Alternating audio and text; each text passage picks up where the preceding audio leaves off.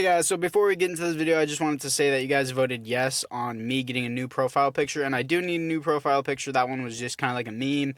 Threw it up there with Lamar Jackson throwing the L symbol, but still, again, you guys want a new profile picture, so I will give you guys that. And if you guys want to make me a new profile picture, do that. All you gotta do to let me know is just comment down below that you made me a new profile picture with your Instagram, and I'm gonna hit you up on Instagram, and then I'll choose the winner and shout them out. Anyways, guys, apart from that, it's time to get back to the video. Hey guys, what's going on? It's Vic here, back with another Madden 21 video. In today's episode, we're going to be rebuilding the Arizona Cardinals, and I know they don't really need like a too much of a rebuild, I would say, because they're doing pretty good. And that Seahawks and Cardinals game that I watched, oh my god, that was a good game. Receivers, and this time he lost one and it's picked off at the goal line. That's Buda Baker. Buda Baker out in front. Can Metcalf track him down? Can he chase him down? And he does to save a touchdown. I mean, I bet on the Seahawks. I was going for the Seahawks, but low-key wanted to see Larry Fitzgerald pop off. He didn't really pop off, but still, it was a very, very good game. That was exciting. I need more of those games in the NFL, unlike the Rams and Patriots Super Bowl. That sucked. But here we are with the overall team as we have Kyler Murray, 79 overall. Yeah, 79 overall. He's rated a lower overall than Colin Kaepernick. Okay, that's not politically, biased, but still. Larry Fitzgerald, I absolutely love you, Larry Fitzgerald, but in Madden terms, you will literally do nothing and you will retire next year. But in real life, you're not going to retire until there's a ring on your finger. But Christian Kirk, he seems like a pretty good player. And this O-line and tight end sucks. But defensively, where's Chandler Jones? I guess I'll have to refresh that later. Or maybe now, actually. And there's Chandler Jones. Okay, here he is. Okay, so we have Chandler Jones here. And we have Isaiah Simmons, a second-string strong safety. I don't know why he's like that. I'll probably move him to outside linebacker or free safety. Isaiah Simmons, I honestly felt like he was the second best player in the class, not counting QBs. I think Chase Young was probably the best player in the class, but Isaiah Simmons hasn't really had a lot of reps yet. But either way, guys, it is time to jump into the trades, so let's get into that now. So here we are with the first trade as we were trading Jordan Hicks and Chase Edmonds, who actually did pretty good in the Seahawks game, for Dallas Goedert, a tight end, and a 5th round pick from the Eagles. A little bit unrealistic, but it's a good trade. Next, we're trading our right outside linebacker and our defensive tackle for Jonathan Jones. I did not expect this to go through, so this is a very surprising trade to me. And next, we're trading a defensive back that takes up a whole bunch of cap, so I'm just going to trade him for a 3rd round pick. It's that simple. And now this is what the team looks like after the trades. And whenever I refresh the team, Marcus Gilbert was here apparently. But tight end, upgrading that tight end position was a very good idea. And I moved Isaiah Simmons actually to middle linebacker because DeAndre Campbell, I believe it is not going to be that good in the future considering he's already 28. But apart from that, guys, it is time to get into the midseason mark. And here we are at the midseason mark coming off a bye week. And we are 3-4 at the midseason mark, which is interesting. Top of the division, though. This was supposed to be the most highly contested division, but apparently 3-4 takes the division right now, looking like the NFC East. No, I'm kidding, that's trash. But Patrick Peterson, I'll do a 1-year deal with him. I can definitely see that. 30 years old, Madden terms, he will regress, but a 1-year deal I would be okay with, and he re-signs with the team. Kenyon Drake is here, and I would like to have Kenyon Drake back. He does seem like he could develop into something very well, and he re-signs with the team. Larry Fitzgerald, he's just going to retire, and obviously he's going to drop down to a 72 overall. He's going to be worth nothing to this team. I love you, Larry Fitzgerald, but I just can't re-sign you. Hassan Reddick, no. Devondre Campbell, he won't progress anything above an 80. Marcel Darius, the CPU signed him. Marcus Gilbert, I can't resign. Everyone else here, I do not have an interest for. So apart from that, boys, it is time to jump into the playoffs. And here we are in the playoffs, coming off a loss of the Rams and not making the playoffs, actually, even though we were at the top of the division. So we went from 3-4 at the top of the division to 6-10 at the bottom of the division, which would never happen in real life. But I guess trading some players away did affect that. So we were 3-4, then a win, and then a 3-game loss streak, and then win, loss, loss, loss. Okay, that's very, very interesting. But it's time to look into the stats to see how Kyler Murray did. And Kyler Murray did Yeah, not amazing. 28th best offense, though. 22nd best defense. Kenyon Drake didn't do too well either. Kyler Murray, 3,700 yards, 24 TDs, 9 interceptions. Kenyon Drake, 10 TDs, not even 1,000 yards receiving. Andy Isabella led the team. That's not even that good of a season. DeAndre Hopkins didn't even do good. Defensively, Devondre Campbell with the most tackles on the team with Isaiah Simmons at number 2. Tackles for a loss, 14 for Devondre Campbell. Sacks, 17.5 for Chandler Jones. Interceptions, 4 for Devondre Campbell, who is probably going to get a dev up. Safeties is 1 for Chandler Jones, and defensive touchdowns is 1 for Pat Pete. So that is pretty good indeed. So apart from that, boys, it is time to jump into the offseason. Now, here we are in the offseason as the Baltimore Ravens beat the Green Bay Packers in the Super Bowl. That would actually be a very interesting match. But Hassan Reddick did get a dev up, so I actually will re-sign him because he's only 26 years old, and he re-signs with the team. Devondre Campbell didn't even get up to superstar with all those amazing stats, so I don't think I'm going to end up re-signing him, and he is starting to regress already. So definitely will not want to re-sign him because he won't get above an 80 overall in this rebuild. Maybe if he takes a huger contract just for 1 year. No, he doesn't even want to re-sign to that. I just want him on a 1-year deal, but he didn't want that. And why is only Brett Hundley showing up right here? I guess I'll have to go back in and refresh it. And yes, here we are. So tagging him is too much. Everyone else here I do not have an interest for because they're most likely regressing or they just suck in general. So everyone else here, what about wide receiver? Okay, I don't need to assign them. I don't think so. Yeah, okay. But still, let's get back into the team to see if there's any development upgrades. And offensively, we look the exact same like usual. And defensively, if this will actually load, defensively, Isaiah Simmons is a superstar dev, and I'm pretty sure he came with that he came with that. Okay, so he came with that, so that's pretty interesting, and Hassan Reddick now has star dev, so our linebacking core is looking better just because of these development traits getting on the team. So free safety, I will have to do something about that in the draft, and Pat Pete regressed 3 overall, so that's pretty interesting, but let's get into free agency. And here we are after free agency, and offensively we didn't really do too much at all, but defensively we got a free safety. It wasn't like a big pickup. Tedrick Thompson, and special teams wise we got a punter, and that was literally it. I guess we'll just pick up a kicker in the draft. So apart from that, boys, it is time to jump into the draft. Here we are in the draft picking up a defensive tackle, 76 overall, hidden development, 6'5", 302 pounds. That's a big old boy right there. Next, we're picking up a middle linebacker, 70 overall, normal development, Steven Mullins. Going to be a replacement for Devondre Campbell. Next, we're picking up another defensive tackle, 73 overall, hidden development. I'll probably move him to the outside or the edge. And here we are after the draft as offensively. The offensive line class wasn't very good at all, so couldn't really pick anything up. But defensively, the D-line has definitely improved, and the middle linebacking core has improved in my opinion as well. So apart from that, everything looks pretty good to me, and I'd say it's time to get to the midseason mark. Here we are at the midseason mark, coming off a win to the Packers as we are 2-5. That doesn't make any sense at all. Bottom of the division as the Rams are leading the division, and we have players to resign such as Chandler Jones. He will regress throughout the rebuild, but he is a superstar X factor, so I believe he will stay above an 85 overall, and he wants more money. That kind of sucks considering he already costs a lot of money, but Dallas Goedert is here, and I would like to keep him around, and he does resign with the team. Patrick Peterson is here as well. And maybe another 1-year deal at the end of the season. I don't know yet, but Christian Kirk is here, and I would like to re-sign him to a long-term deal, and he wants more money, but I'll give him that at the end of the season. I don't want to re-sign Max Williams, and nobody else here I have interest for, so apart from that, let's get into the playoffs. Here we are in the playoffs, once again missing the playoffs, coming off a loss to the Niners, and we did 6-10 once again at the bottom of the division, back-to-back seasons. Kyler Murray once again didn't have a great season. Pretty good in touchdowns, terrible in yards, 28th best offense, 13th best defense. And Kyler Murray, 3,900 yards, 32 TDs, 12 interceptions. Kenyon Drake did absolutely terrible this year, worse than last year. DeAndre Hopkins did amazing, 1,100 yards or 15, whatever. Either way, DeAndre Hopkins did amazing. I'm sorry for stuttering and stumbling, but either way, Most sacks on the team goes to 9.5 for Chandler Jones. Interceptions 2 for Buda Baker. And safeties is 0. Defensive touchdowns is 0. So sorry for rambling through the stats. I don't know. My brain was just malfunctioning. But still, let's get into the offseason.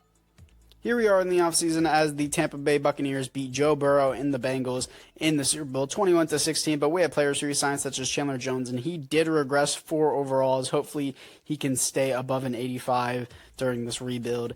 And he resigns with the team after I gave him more money. And Patrick Peterson only regressed 2 overall, so if I could resign him to 1 season, I would actually be okay with that. I don't think I'll keep him around for a 3rd season, but I think this contract would work, actually. So he does not have an interest in signing, and I'm not going to tag him. Christian Kirk, I would like to keep around. I up his salary, and he does re-sign with the team, so that is good news. Everyone else here I do not have an interest for, so let's look into the team to see if there's any development upgrades. And offensively, we look the exact same once again. Offense doesn't really seem to get many dev upgrades, but our left end has star development, our rookie left end, and Isaiah Simmons now has Superstar X Factor with Zone Hawk and a pick artist, so that is great.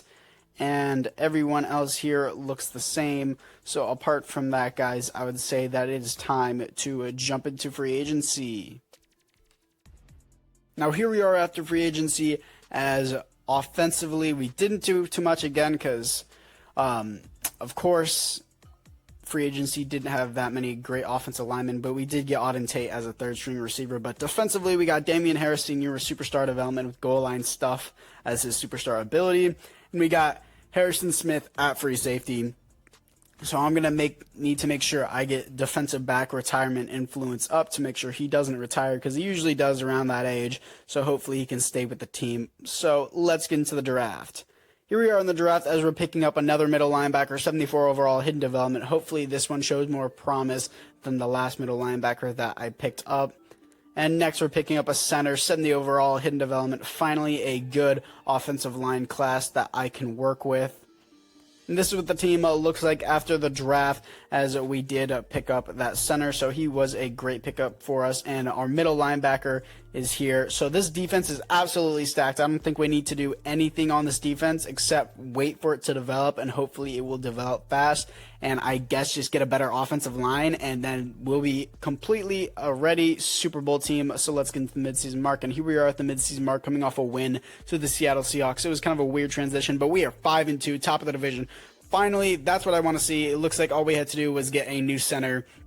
And Byron Murphy Jr. is here. This is going to be a big contract for him, especially since we have other players to resign, and he resigns. Jonathan Jones is here, and it looks like we're running out of money, and I would like to give Jonathan Jones a 3-year deal, up his salary, and see if he accepts that. And he does resign with the team. Andy Isabella, I do not have an interest for. It's a 4th-string receiver, and I can just pick that up in the draft if I want to. Jordan Phillips, I don't have an interest in signing, and everyone else here, it does not look like I have an interest in signing them either. So apart from that, boys, it is time to jump into the playoffs.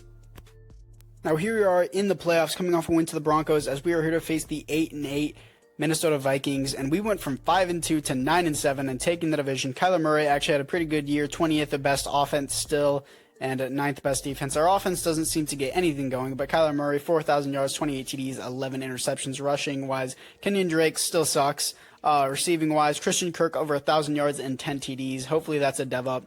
And defensively, Isaiah Simmons with the most tackles on the team, most tackles for a loss, goes to 13 for our right end, Tony Gomez, and 8 sacks for Damian Harris Sr. Interceptions, 2 for Patrick Peterson, Pat Pete, and safeties is 1 for Isaiah Simmons. Defensive touchdowns is 0. So apart from that, boys, I'm going to simulate this wild card round against the 8-8 Minnesota Vikings to see if we can move on to the divisional round. Can we do it?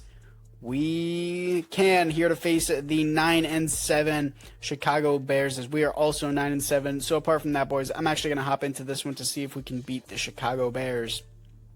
And here we are in the 4th quarter, as it is 21-7, as we are up 14 points against the Chicago Bears at home.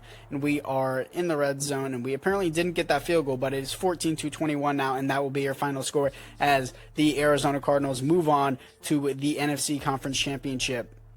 And here we are in the conference championship as the 9-7 Cardinals are here to face the 12-4 New Orleans Saints. And in real life, definitely Larry Fitzgerald would be here and he would be ready to make it to the Super Bowl and win and hopefully not lose like he did to the Steelers last time.